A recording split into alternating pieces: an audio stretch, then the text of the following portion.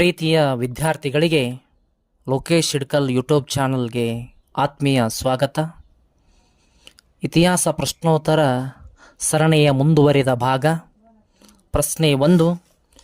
6ನೇ ಶತಮಾನದಲ್ಲಿ ಬೌದ್ಧ ಧರ್ಮವು ಟಿಮ್ಟಿಮ್ಯಾಗಿತ್ತು. ಆಪ್ಷನ್ಸ್ ಎ ಹಿಂದೂ ಧರ್ಮದ ವಿರುದ್ಧದ ಪ್ರತಿಭಟನೆಯಾಗಿತ್ತು. ಆಪ್ಷನ್ಸ್ ಬಿ ವೇದಗಳ ವಿರುದ್ಧದ ಪ್ರತಿಭಟನೆಯಾಗಿತ್ತು. ಆಪ್ಷನ್ ಸಿ ಬ್ರಾಹ್ಮಣ ಪಾರಮ್ಯದ ವಿರುದ್ಧ ಪ್ರತಿಭಟನೆಯಾಗಿತ್ತು. ಆಪ್ಷನ್ ಡಿ ವ್ಯಾಪಕವಾದ ಮಾಂಸಾಹಾರ ಸೇವನೆಯ ವಿರುದ್ಧದ ಪ್ರತಿಭಟನೆಯಾಗಿತ್ತು. ಈ ಪ್ರಶ್ನೆಗೆ ಸರಿಯಾದ ಉತ್ತರ ಆಪ್ಷನ್ಸ್ ಡಿ ಬ್ರಾಹ್ಮಣ ಪಾರಮ್ಯದ ವಿರುದ್ಧ ಪ್ರತಿಭಟನೆಯಾಗಿತ್ತು. ಮುಂದಿನ ಪ್ರಶ್ನೆ, ಲೋಥಾಲ್ ಮತ್ತು ಕಾಲಿಬಂಗನ್ಗಳು ಯಾವುದಕ್ಕೆ ಸಂಬಂಧಿಸಿವೆ? ಆಪ್ಷನ್ಸ್ ಎ ಹರಪ್ಪ ಸಂಸ್ಕೃತಿ. ಆಪ್ಷನ್ಸ್ ಬಿ ಈಜಿಪ್ತಿನ ನಾಗರಿಕತೆ. ಆಪ್ಷನ್ಸ್ ಸಿ ಬ್ಯಾಬಿಲೋನಿಯಾದ ನಾಗರಿಕತೆ. ಆಪ್ಷನ್ಸ್ ಡಿ ಚೀನಿಯರ ನಾಗರಿಕತೆ. ಈ ಪ್ರಶ್ನೆಗೆ ಸರಿಯಾದ ಉತ್ತರ ಆಪ್ಷನ್ಸ್ ಎ ಹರಪ್ಪ ಸಂಸ್ಕೃತಿ. ಮುಂದಿನ ಪ್ರಶ್ನೆ, ಸಿಂಧೂ ಕಣಿವೆಯ ನಾಗರಿಕತೆಯ ಜನರಿಗೆ ಈ ಲೋಹದ ಪರಿಚಯ ಇರಲಿಲ್ಲ. ಆಪ್ಷನ್ಸ್ ಎ ತವರ. ಆಪ್ಷನ್ಸ್ ಬಿ ತಾಮ್ರ. ಆಪ್ಷನ್ ಸಿ ಕಬ್ಬಿಣ. ಆಪ್ಷನ್ ಡಿ ಸೀಸ. ಈ ಪ್ರಶ್ನೆಗೆ ಸರಿಯಾದ ಉತ್ತರ ಆಪ್ಷನ್ ಸಿ ಕಬ್ಬಿಣ.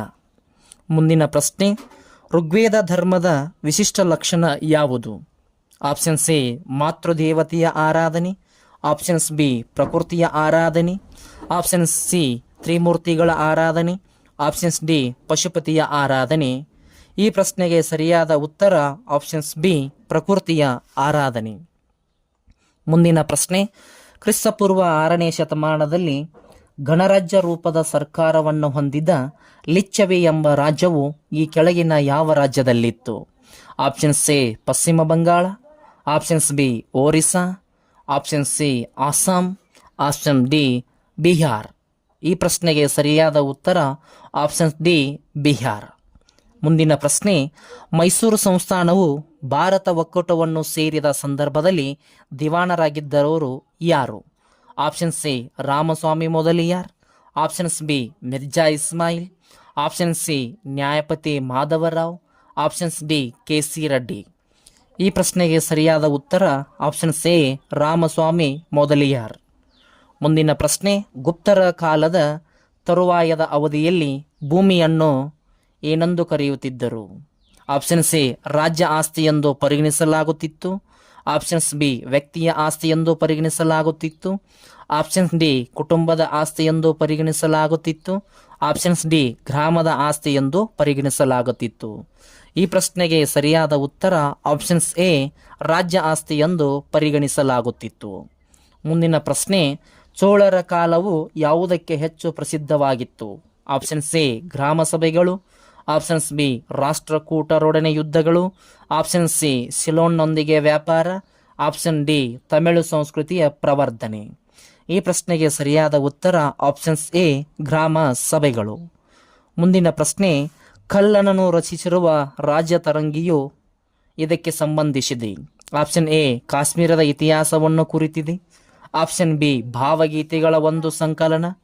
ಆಪ್ಷನ್ ಸಿ ಚಂದ್ರಗುಪ್ತನ ಆಳ್ವಿಕೆಯನ್ನು ಕುರಿತಿದೆ.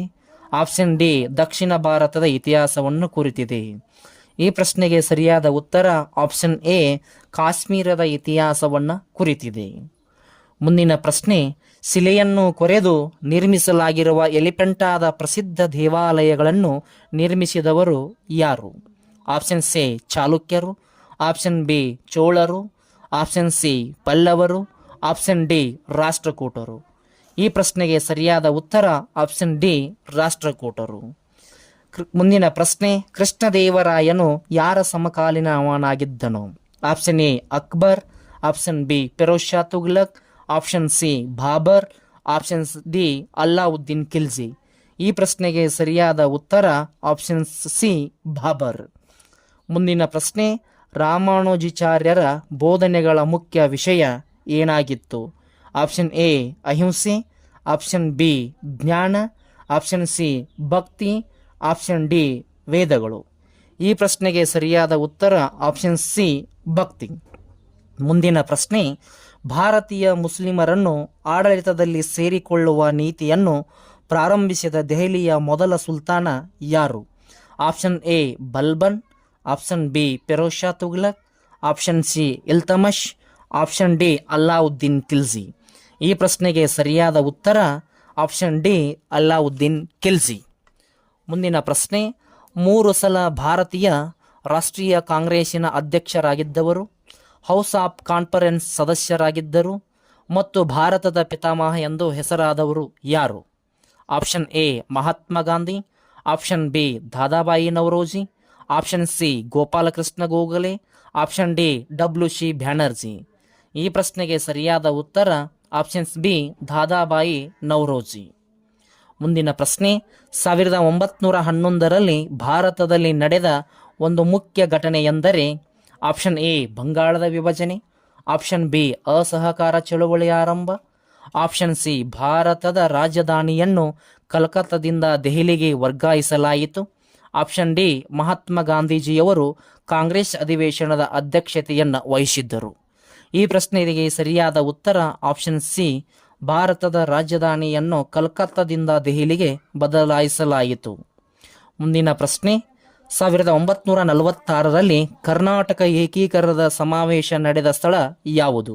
Option C Madras, option B Mumbai, option C Mangaluru, options D Bengaluru. ಈ ಪ್ರಶ್ನೆಗೆ ಸರಿಯಾದ ಉತ್ತರ ಆಪ್ಷನ್ಸ್ ಬಿ ಮುಂಬೈ. ಮುಂದಿನ ಪ್ರಶ್ನೆ, ಯಾವ ವರ್ಷದ ಕಾಯ್ದೆಯ ಮೂಲಕ ಬ್ರಿಟಿಷರು ಪ್ರಾಂತೀಯ ಸ್ವಾಯತ್ತತೆಯನ್ನು ನೀಡಿದರು? ಆಪ್ಷನ್ ಸಿ 1909ರ ಕಾಯ್ದೆ, ಆಪ್ಷನ್ಸ್ ಬಿ 1919ರ ಕಾಯ್ದೆ, ಆಪ್ಷನ್ ಸಿ 1935ರ ಕಾಯ್ದೆ, ಆಪ್ಷನ್ಸ್ ಡಿ 1947ರ ಕಾಯ್ದೆ. ಈ ಪ್ರಶ್ನೆಗೆ ಸರಿಯಾದ ಉತ್ತರ 1935ರ ಕಾಯ್ದೆ. ಮುಂದಿನ ಪ್ರಶ್ನೆ, 1893-94ರಲ್ಲಿ ನ್ಯೂ ಲ್ಯಾಂಪ್ಸ್ ಫಾರ್ ಓಲ್ಡ್ ಎಂಬ ಶೀರ್ಷಿಕೆಯಲ್ಲಿ ನಿರಂತರವಾಗಿ ಲೇಖನಗಳನ್ನು ಬರೆಯುವ ಮೂಲಕ ಸೌಮ್ಯವಾದಿ ರಾಜಕೀಯ ಧೋರಣೆಯನ್ನು ಟೀಕಿಸುತ್ತಿದ್ದ ನಾಯಕ ಯಾರು? Options A Bipin Chandrapal, options B Balgangadhar Tilak, option C Ashwin Kumar Dutt, option D Aurobindo Ghosh. ಈ ಪ್ರಶ್ನೆಗೆ ಸರಿಯಾದ ಉತ್ತರ ಆಪ್ಷನ್ಸ್ ಡಿ ಅರವಿಂದೋ ಘೋಷ್. ಮುಂದಿನ ಪ್ರಶ್ನೆ, ಭಾರತದ ಸ್ವಾತಂತ್ರ್ಯ ಸಂಗ್ರಾಮದ ಬಹುಶಕ್ತಿಯುತವಾದ ಘೋಷಣೆ ಮಾಡು ಇಲ್ಲವೇ ಮಡಿ, ಈ ಘೋಷಣೆ ಕೊಟ್ಟವರು ಯಾರು? Options A Gandhiji, options B Jawaharlal Nehru, option C Bal Gangadhar Tilak, options D Subhash Chandra Bose. ಈ ಪ್ರಶ್ನೆಗೆ ಸರಿಯಾದ ಉತ್ತರ ಆಪ್ಷನ್ಸ್ ಎ ಮಹಾತ್ಮ ಗಾಂಧೀಜಿ. ಇಲ್ಲಿ ತನ ಇತಿಹಾಸ ಕ್ಲಾಸ್ ವೀಕ್ಷಿಸಿದ ತಮಗೆಲ್ಲರಿಗೂ ಧನ್ಯವಾದಗಳು.